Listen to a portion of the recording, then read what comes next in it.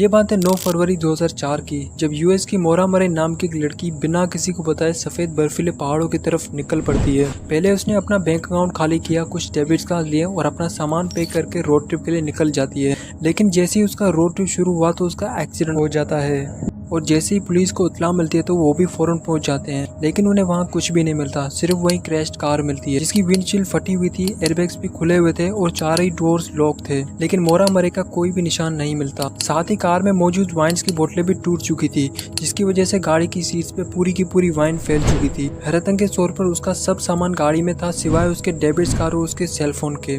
इस अजीब इंसिडेंट ने लोगों के मन में बहुत से सवाल पैदा किए कि ये कैसे हुआ, क्यों हुआ और मोरा मरे अभी कहाँ है, क्योंकि उसकी गाड़ी और उसका कोई ऐसा प्रूफ नहीं मिला जिससे ये साबित हो सके कि मोरा मरे की डेथ हो गई है। लोगों को अब भी लगता है कि मोरा मरे अब भी जिंदा है और वो कहीं छुपकर बैठी हुई है।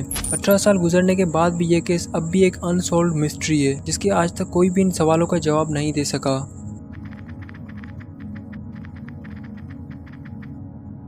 मरे की गायब होने की खबर इंटरनेट पे आग की तरह फैल गई और बहुत से लोगों को इसने अपनी तरफ अट्रैक्ट किया। बहुत से लोग आपस में ये बहस भी करने लगे कि हो सकता है कि एक नौजवान लड़की जंगल में चली गई होगी। अगर चली गई होगी तो वो सफेद बर्फीले पहाड़ों के बीच में जमकर मर गई होगी या फिर किसी क्रिमिनल ने उसे वहां से ही अगवा कर लिया होगा। इन सारे सवालों का जवाब ढूंढने के लिए इंटरनेट डिटेक्टिव ने अपनी इंटरनेट पे रिसर्च करना शुरू कर दी और रिसर्च में मरे के रिकॉर्ड चेक करने के बाद पता चलता है कि 21 साल नौजवान लड़की जिसको हादसे से कुछ ही महीनों पहले क्रेडिट कार्ड के फ्रॉड करने के इल्जाम में अरेस्ट किया गया था। इस हादसे से 2 दिन पहले मरे के फादर फ्रेड मरे से कैंपस में मिलने गए थे और मरे ने अपने दोस्तों के साथ पार्टी करने के लिए अपने फादर से उनकी कार ली थी। उसी दिन की शाम को अपने दोस्तों के साथ पार्टी करके नशे में धुत मरे ने अपने फादर की कार को उन्हें वापस करने के लिए आ रही थी और हादसे के बीच एक्सीडेंट हो जाता है और चोट लगने की वजह से वो अरेस्ट होने से भी बचने में कामयाब हो जाती है। इस वाक़ये के बाद मरे स्ट्रेस में पड़ गई। 8 फरवरी को मरे के फादर ने उसे कैंपस में छोड़ दिया और फिर रात के 8:30 बजे उसके फादर ने उसे कॉल पे बात की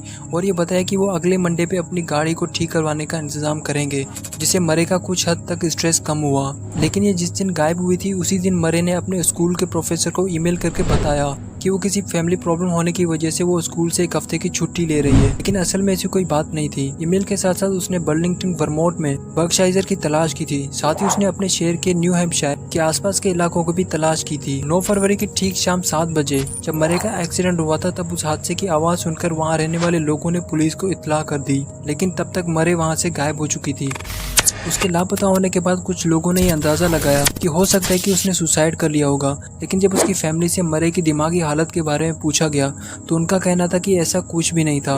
उसकी दिमागी हालत बिल्कुल नॉर्मल थी और वो स्कूल में भी पढ़ाई में बाकी बच्चों से अच्छी थी। और यहाँ पे बहुत सी थ्योरीज सामने आई। वहाँ के लोगों का ये मानना था कि मरे नशे में थी। जब वो क्रैश हुई तब वो मुसीबत से बचने के लिए जंगल में चली गई और जंगली जानवरों का शिकार हो गई।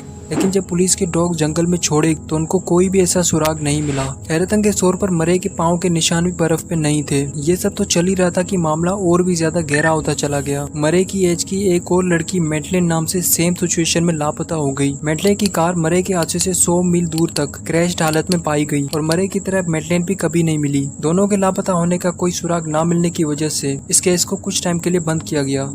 लेकिन 2011 में जेम्स रेनर नाम के एक शख्स ने मरे के सुलझे हुए केस को अपने तरीके से सुलझाने का फैसला किया। रेनर ने मरे के लिए एक ऑफिशियल ब्लॉग बनाया जहां पे वो केस की इन्फॉर्मेशन इकट्ठा करके अपनी थ्योरीज बयान करते। रेनर ने मरे के बारे में इंटरनेट सर्च हिस्ट्री को और भी ज्यादा गहराई से जाना। रेनर ने अपने ब्लॉग में अपनी एक लंबी चौड़ी थ्योरी पेश की जिसमें उसने ये बताया कि मरे लापता होने के वक्त हो सकता है कि वो प्रेग्नेंट हो, क्योंकि एक गैर शादीशुदा लड़की जो कि अपने प्रेग्नेंट होने के डर से भागने पे मजबूर हो गई और एक्सीडेंट के वक्त बर्फ पे अपने पाँव के निशान भी उसने खुद मिटाए होंगे। ज्यादा रिसर्च करने के बाद पता चला कि मरे ने अपने गुम होने से पहले सिर्फ एक शख्स को बताया था कि वो गायब होना चाहती है और वो शख्स था उसका बॉयफ्रेंड, जो कि ये पूरी तरह से फंस चुका था क्योंकि इसके बॉयफ्रेंड पे ये इल्जाम लगाया कि ये एक किस्म का नीच और घटिया इंसान है। ये औरतों से फेक रिलेशनशिप बनाता और उन्हें प्रेग्नेंट करके छोड़ देता। हो सकता है कि इसने मरे के साथ भी ऐसा किया हो, लेकिन कानून कुछ भी नहीं कर सकता था जब तक कि मरे खुद ना बताए, जो कि गायब थी। 18 साल गुजरने के बाद भी ये केस अब भी अनसॉल्व्ड है और एक मिस्ट्री बन चुका है जिसे आज तक कोई भी सॉल्व नहीं कर सका। मोरा मरे कहाँ गई, वो कहाँ रह रही है और मरे का अचानक से गायब होना, वो जिंदा भी है या नहीं,